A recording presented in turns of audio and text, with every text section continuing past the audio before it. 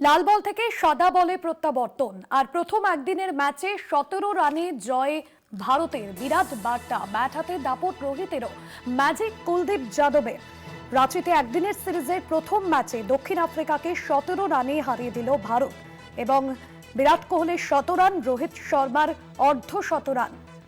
রাঁচি স্টেডিয়ামে ইতিহাস গড়লেন বিরাট কোহলি। নিউজরুম থেকে রয়েছেন আমাদের assistant sports editor Joyjyoti Ghosh. Joyjyoti, Sachin Tendulkar থেকে রোকো জুটি, এর আগে সুনীল গাভাস্কার, এই রোকো জুটির হাতে যে ভারতীয় ব্যাটন সুরক্ষিত থাকবে তা বোধহয় আবারও পরিষ্কার হয়ে গেল। একদম পরিষ্কার হয়ে তো গেলই, এবং কিছু কিছু সেঞ্চুরি না স্টেটমেন্ট হয়। আজকের এই বিরাটের 17 রানটা একটা স্টেটমেন্ট যে আমি এখনও পর্যন্ত কিন্তু এই পর্যায়ে ক্রিকেট খেলতে পারি এবং খুব ভালো মতন খেলতে পারি। আজকে যে ইনিংসটা খেললেন এটা নিয়ে কোনো বিশ্লেষণই যথেষ্ট নয়।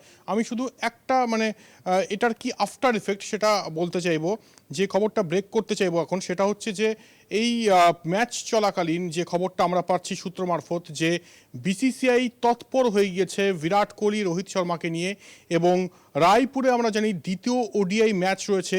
সেই ওডিআই ম্যাচের দিন 3 ডিসেম্বর, সেই ওডিআই ম্যাচের দিন BCCI secretary Devajit Saikia, joint secretary Prabhtej Singh Bhatia এবং হেড কোচ গৌতম গম্ভীর ও national chief selector Ajit Agarkar 4 জনের মধ্যে বৈঠক হতে চলেছে। বৈঠকটা শুধুমাত্র ভর্ৎসনা করবে এক্ষেত্রে গৌতম গম্ভীরকে, যে এই যে কমিউনিকেশন গ্যাপটা হচ্ছে, কেন হচ্ছে, রোহিত বিরাট কোহলিকে নিয়ে কেন চলতে পারছো না, যেটা বলা যায় যে এক প্রকার তিরস্কার করা হবে গৌতম গম্ভীর এবং অজিত আগারকারকে। এবং এটা পরিষ্কার যে আগামী যে রোডম্যাপ তৈরি হচ্ছে ওডিআই ওয়ার্ল্ড কাপের জন্য, সেখানে কিন্তু বহাল তবিয়তে থাকবেন রোহিত শর্মা এবং বিরাট কোহলি। আজকের ওডিআই ম্যাচটা একটা পরীক্ষা ছিল দুজনের কাছে, এবং দুজনেই কিন্তু লেটার মার্কস সহ পাশ করলেন। রোহিত শর্মা দুর্দান্ত শুরু করেছেন আজকের এই রাঁচি ওয়ানডেতে, এবং তিনি অর্ধ-শত রান করলেন, এবং একই সঙ্গে ছয় মারার দিক থেকে ওডিআই ক্রিকেটে বিশ্ব রেকর্ড করলেন। আর বিরাট কোহলি নিয়ে কি বলবো, এই বিরাট কোহলি নিয়ে এত কথা হচ্ছিল, এবং আমি যেটা দুপুরবেলাতেও বলছিলাম যে অ্যাকশন স্পিক লাউডার দেন ওয়ার্ডস।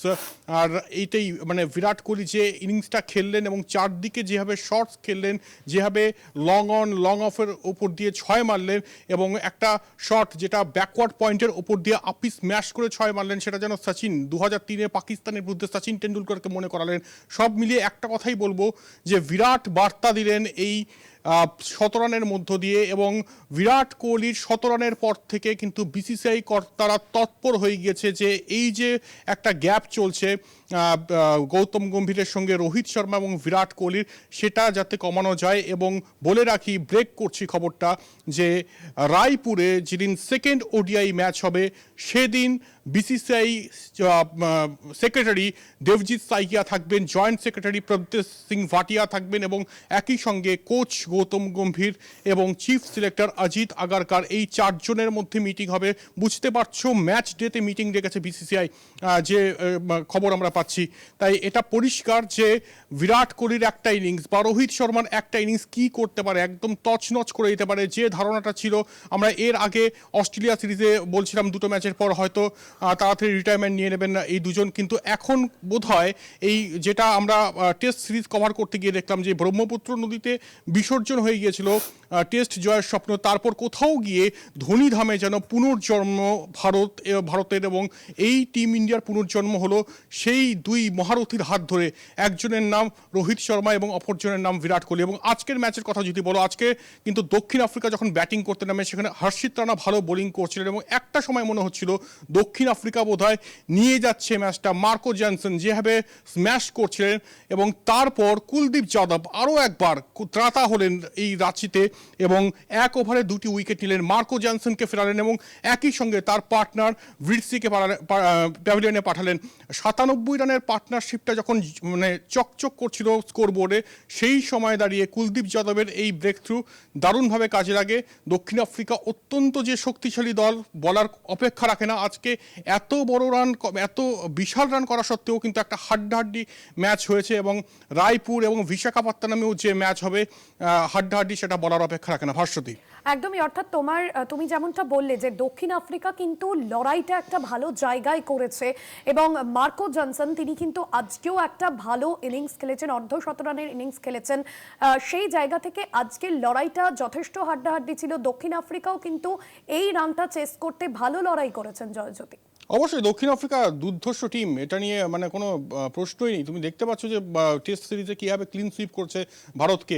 এবং বলে রাখি, টেম্বা বাভুমা আজকে রেস্ট নিয়েছেন, এর পরের ম্যাচে টেম্বা বাভুমা কামব্যাক করবেন।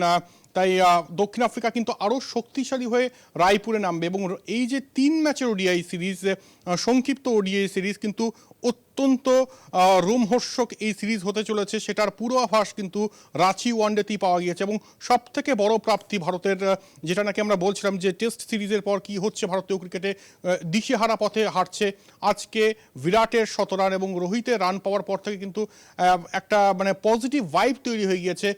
দেখলাম যে বিরাট কোহলি যখন শতরান করে ফিরছিলেন, গৌতম গম্ভীর আলিঙ্গন করলেন। আজকের ম্যাচের বা আজকের দিনের সব থেকে সেরা মুহূর্ত বোধহয় এটাই, যখন তিনি ড্রেসিং রুমে ফিরছেন সেই সময় আলিঙ্গন করছেন হেড কোচ গৌতম গম্ভীর।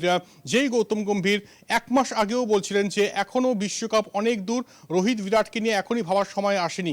তাই সেই বিরাট কোহলি যখন বিরাট কোহলিকে যখন আলিঙ্গন করছেন গৌতম গম্ভীর, তখন কিন্তু স্পষ্ট হয়ে যাচ্ছে যে বরফ গলছে এবং বরফটা গলাটাই ভারতের জন্য ভালো, ভারতীয় ক্রিকেটের জন্য ভালো। কারণ এখনও প্রয়োজন রোহিত শর্মা এবং বিরাট কোহলিকে, এটা ভীষণভাবে স্পষ্ট হয়ে গিয়েছে আজকের এই ওয়ানডের পর, যেখানে ভারত একদম মানে ভারতের পিঠ থেকে গিয়েছিল, সেখান থেকে যেন ফিনিক্সের মতো প্রত্যাবর্তন ঘটালেন রোহিরাট জুটি। একদমই, এবং এই যে দলগত অভিজ্ঞতাটা এবং এই যে বিরাট কোহলি, রোহিত শর্মার মতন একজন অভিজ্ঞ ক্রিকেটারকে যে দলে প্রয়োজন, সেটা বোধহয় আজকের ম্যাচের পর গৌতম গম্ভীর খুব স্পষ্টভাবে বুঝতে পারবেন। কারণ তিনি যে পুরনোদের ছাঁটাইয়ের পথে হেঁটেছেন, তরুণ ব্রিগেডকে সুযোগ দিয়ে তরুণ ক্রিকেটারদের স্কোরবোর্ডটা বোধহয় সেভাবে আজকে জলজল করছিল না জয়জ্যোতি। একদমই। দেখো, গৌতম গম্ভীরের টিম ইন্ডিয়ায় যারা যারা ছিলেন তাদের যদি তুমি রান সংখ্যা দেখো, খুব একটা কিছু তারা করতে পারেননি।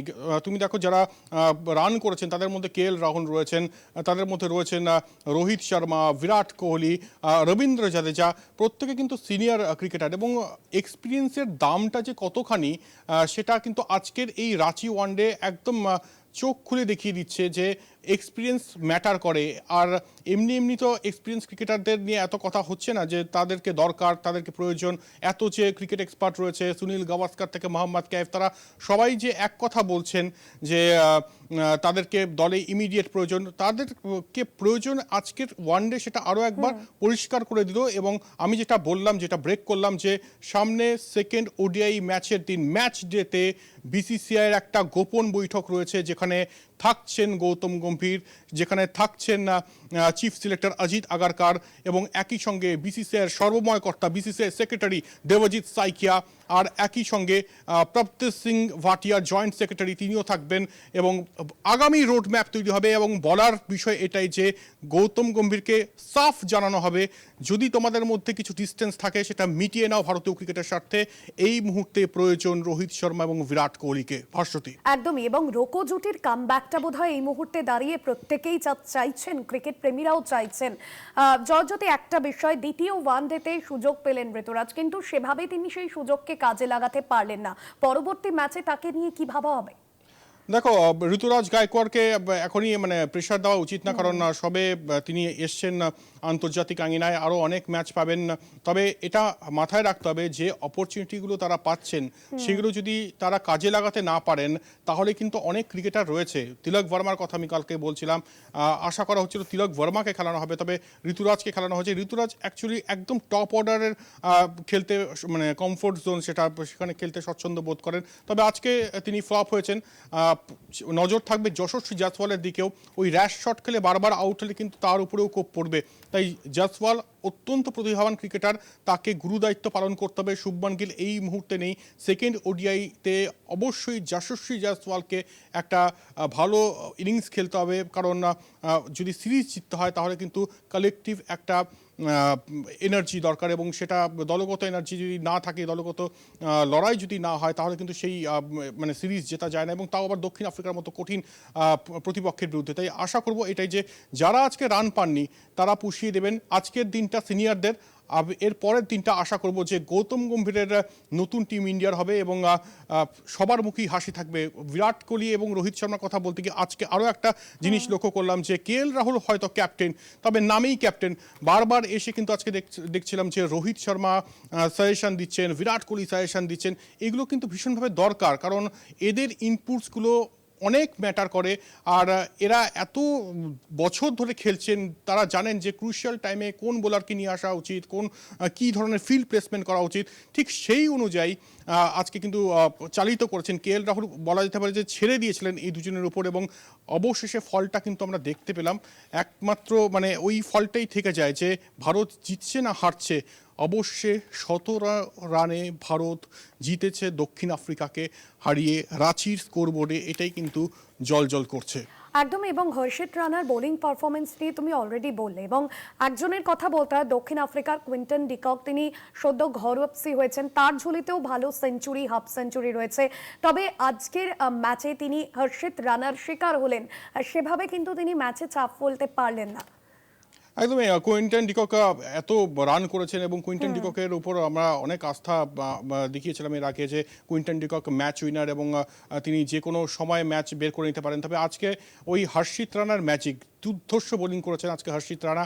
গৌতম গম্ভীরের মানে যোদ্ধাদের মধ্যে এই হর্ষিত রানা মুখ উজ্জ্বল করেছেন একমাত্র, কারণ তার যে সুইং ডেলিভারি প্রথমেই সেটা কিন্তু বুঝতে পারেননি এক্ষেত্রে দক্ষিণ আফ্রিকার দুই ব্যাটার, এবং খুব দ্রুত দুজনকে প্যাভিলিয়নে পাঠিয়েছেন। এবং দেখার বিষয় রায়পুরে কি কুইন্টন ডিকক খেলবেন নাকি তার জায়গায় টেম্বা বাবুমা আসবেন। টেম্বা বাবুমা তো আসবেন, কিন্তু কার জায়গায় আসবেন? রিকেলটনের জায়গায় আসবেন নাকি কুইন্টন ডিককের জায়গায় আসবেন? তাই দক্ষিণ আফ্রিকা যে এত সহজে হাল ছাড়বে না এটা নিশ্চিত।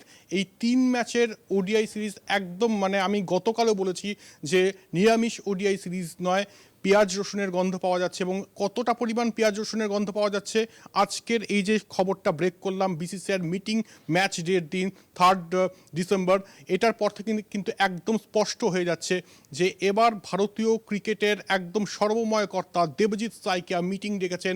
সঙ্গে থাকবেন অজিত আগারকার, সঙ্গে থাকবেন গৌতম গম্ভীর, এবং পরিষ্কার জানিয়ে দেওয়া হবে যে যা তোমাদের পার্সোনাল ক্ল্যাশ দূরে রাখো, এবার দলের স্বার্থে রোহিত বিরাটের সঙ্গে চলো, কারণ রোহিত বিরাটকে প্রয়োজন। আর আরও একটা কথা বলে রাখি, গতকাল আমরা সেটা স্টেডিয়াম বুলেটিনেও বলেছিলাম যে বিরাট কোহলির কাছে রিকোয়েস্ট করা হবে যে তিনি যাতে টেস্টে ফিরে আসেন, কারণ তিনি যথেষ্ট রকমভাবে ফিটনেস ফ্রিক এবং আগামী 2 বছর অনায়াসেই তিনি খেলতে পারেন। এবং আজকে তুমি দেখতে পাচ্ছ তার ফিটনেস কোন পর্যায়ে রয়েছে। শুধুমাত্র 4-6 দিয়ে তো ক্রিকেট ম্যাচ হয় না, তিনি যে 1 রানটাকে 2 রানে কনভার্ট করছেন এটাও কিন্তু ক্রিকেটের অঙ্গ, এবং চিকি সিঙ্গেল নিচ্ছেন, এটাও কিন্তু মানে একটা প্যাকেজ বলবো বিরাট কোহলি। তাই বিরাট কোহলিকে বাদ দিয়ে এই মুহূর্তে ODI টিম ভাবাই যাচ্ছে না, এবং টেস্ট টিমেও যে কী কারণে তিনি হঠাৎ করে ইংল্যান্ড সিরিজের আগে অবসর নিলেন এটাও কিন্তু মানে বোঝা খুব মুশকিল। তাই এটাই বলবো যে BCCIর তরফ থেকে আরও একবার কনভিন্স করার চেষ্টা করা হবে, কারণ এতদিন অ্যাবসলুট পাওয়ার দেওয়া হয়েছিল গৌতম গম্ভীর এবং অজিত আগারকারকে। তবে এখন যে ডানা ছাটা হচ্ছে এটা আজকের এই খবর ব্রেক করার পর কিন্তু একদম স্পষ্ট। একদম। এবং দক্ষিণ আফ্রিকার বিরুদ্ধে টেস্টেই হারের পর ইন্ডিয়া টিমের যে অবস্থায় ছিল, এবং সেই জায়গা থেকে বোধহয় ইন্ডিয়া টিমকে আজকে কোথাও গিয়ে মোটিভেশন দিলেন বিরাট কোহলি। এবং আমরা বিরাট কোহলির পারফরমেন্সে বোধহয় জয়জ্যোতি সেই 2016 থেকে 2019 যে ODI পারফরমেন্স বিরাট কোহলির, পুরনো বিরাটকে, ভিন্টেজ বিরাটকে দেখতে পেলাম রাঁচি স্টেডিয়ামে। অবশ্যই 2016 কেন, আমি তার আগে থেকে বলবো, 2012 থেকে বলবো।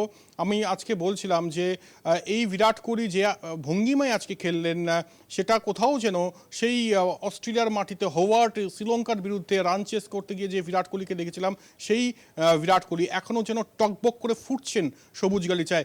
তাই এই বিরাট কোহলিকে বাদ দিয়ে ভারতীয় দল মানে চিন্তা ভাবনা করাই কিন্তু এখনও যায়, মানে এখন যায় না। আমি বলে রাখি যে গতকালও বলছিলাম গৌতম গম্ভীরকে 1 মাস আগে প্রশ্ন করা হয়েছিল, সেই প্রেস কনফারেন্সে আমি ছিলাম, এবং তাকে বলা হয়েছিল কি ভাবছেন বিরাট কোহলি নিয়ে। গৌতম গম্ভীর পরিষ্কার বলেছেন যে এখনও অনেক দেরি, বিরাট কোহলি নিয়ে এখনই ভাবার কিছু আসেনি, মানে এখনও সময় আসেনি। মানে তিনি টোটালি ডজ করছিলেন বিরাট কোহলি বা একই সঙ্গে রোহিত শর্মা প্রসঙ্গ। তাই এবার সময় এসছে, এবার ওই জন্য BCCIর তরফ থেকে এবার স্টেপ নেওয়া হচ্ছে যে অনেক হয়েছে, এবার কিন্তু রোহিত শর্মা বিরাট কোহলির মতো অভিজ্ঞ ক্রিকেটারদের প্রয়োজন। তুমি দেখো রোহিত শর্মা আজকে হয়তো সেঞ্চুরি করেনি, তবে 57 রানের অতি মূল্যবান একটা ইনিংস খেলেছেন। 134 রানের এই পার্টনারশিপটা ম্যাচটাকে মানে ম্যাচের যে সেট করে, টেম্পো সেট করে, সেটা কিন্তু করে দিয়েছিল। সেই রোহিত শর্মাকেও ভীষণভাবে প্রয়োজন। তিনিও ফিটনেস ফ্রিক হয়ে গিয়েছেন, তিনি 11 কিলো ওয়েট কমিয়েছেন। তো রোহিত শর্মাও, আমরা এই কলকাতা টিভিতেই এক সাক্ষাৎকার দেখিয়েছিলাম রোহিত শর্মার কোচের, এক্সক্লুসিভ সাক্ষাৎকার দীনেশ লাটসারের, এবং তিনি পরিষ্কার বলছিলেন যে রোহিত শর্মা তাকে বলেছেন 2027 ওডিআই ওয়ার্ল্ড কাপ তিনি খেলবেন। 2025-এর একদম শেষ দিকে আমরা, আর মাঝে একটা বছর যে ফিটনেস আমরা দেখছি, মানে ইজিলি তারা কিন্তু খেলতে পারেন এবং খেলতে হবে, কারণ রিপ্লেসমেন্ট কোথায়? আজকে আমরা যে বলছি বিরাট কোহলির অবসর নেওয়া উচিত, বা আমরা বলছি না, একটা অংশ বলছে, ভারতীয় ক্রিকেটের একটা গম্ভীর লবির একটা অংশ বলছে যে তাদেরকে বসিয়ে দেওয়া উচিত, কিন্তু রিপ্লেসমেন্টটা কোথায়? আজকে টেস্ট ক্রিকেটে দেখো বিরাট কোহলির রিপ্লেসমেন্ট তো আসেনি। আজকে টেস্ট ক্রিকেটে দেখো এই যে 3 নম্বর পজিশনে চেতেশ্বর পূজারা ব্যাটিং করতেন, তার রিপ্লেসমেন্ট তো আসেনি। অজিঙ্ক্য রাহানের রিপ্লেসমেন্ট তো আসেনি। তো যদি রিপ্লেসমেন্টই না আসে, তাহলে ভারতকে হারতেই হবে, এবং তারপর প্রেস কনফারেন্স যখন হবে তখন বলতে শোনা যাবে গৌতম গম্ভীরকে যে ট্রানজিশন পিরিয়ডের মধ্য দিয়ে যাচ্ছে নতুন টিম ইন্ডিয়া, তাদেরকে সময় দিতে হবে। তাহলে তুমি যখন জানোই ট্রানজিশন পিরিয়ডের মধ্যে দিয়ে যাচ্ছে নতুন টিম ইন্ডিয়া, তাহলে সিনিয়র ক্রিকেটারদের তুমি ছেড়ে ফেলার এরকম একটা কৌশল করলে কেন? তাই এখন এটাই বলার, এই ওয়ানডে ম্যাচটা একটা বার্তা বহন করছে, এবং শুধুমাত্র এটা মানে সাদামাটা ওয়ানডে ম্যাচ নয়, যেটা বললাম এটা একটা স্টেটমেন্ট। এবং এই ওয়ানডে ম্যাচ চলাকালীন বিরাট কোহলির ইনিংস শেষ হওয়ার পরেই কিন্তু বিসিসিআই নড়ে চড়ে বসে, এবং আগামী 3রা ডিসেম্বর সেখানে মানে রায়পুরে যেখানে দ্বিতীয় ওডিআই ম্যাচ হবে, সেই ম্যাচের দিন বৈঠক ডাকছে বিসিসিআই, যেখানে উপস্থিত থাকবেন অবশ্যই অজিত আগারকার এবং একই সঙ্গে গৌতম গম্ভীর। একদমই জয়জ্যোতি, এবং একদম শেষ প্রশ্ন তোমার কাছে। রোহিত শর্মা এবং বিরাট কোহলি যেভাবে আজকে ম্যাচটাকে এগিয়ে নিয়ে গেলেন, বলা যেতে পারে একেবারে টিম ইন্ডিয়ার চালক হিসেবে এগিয়ে নিয়ে গেলেন যেভাবে, সেক্ষেত্রে আগামী যে ম্যাচটা রয়েছে, আগামী যে ওডিআইটা রয়েছে, সেক্ষেত্রে দক্ষিণ আফ্রিকার গেম প্ল্যান কি থাকবে, কি স্ট্র্যাটেজি থাকবে এই রোকো জুটির বিরুদ্ধে? দেখো, গেম প্ল্যান যাই থাকুক না কেন, তারা চ্যাম্পিয়ন ক্রিকেটার, বহু বছর ধরে একই পথে হেঁটে চলেছেন এই রোকো জুটি। তারা জানেন কিভাবে ম্যাচ জেতাতে হয়, কিভাবে ম্যাচ বের করতে হয়। সাউথ আফ্রিকার তরফ থেকে টেম্বা বাহুমা গতকাল প্রেস কনফারেন্সে বলছিলেন যে আমাদের নীল নকশা তৈরি রয়েছে। নীল নকশা তো তৈরি ছিল আজকে আটকাতে পারলেন না কেন আজকে এই রোহিত শর্মা এবং বিরাট কোহলিকে? তাই আগামী ম্যাচেও নীল নকশা থাকবে। সাউথ আফ্রিকান বোলাররা ঝাঁপাবে অবশ্যই, তবে রোহিত বিরাটের ব্যাট এভাবেই চলবে। আশাবাদী ভারতীয় ক্রিকেট অনুরাগীরা, আশাবাদী আর সমুদ্র হিমাচল। ভাস্বতী, একদমই ধন্যবাদ জানাবো জয়জ্যোতি। সরাসরি ছিলেন আমাদের সঙ্গে নিউজ রুম থেকে আমাদের assistant sports writer Joyjyoti Ghosh.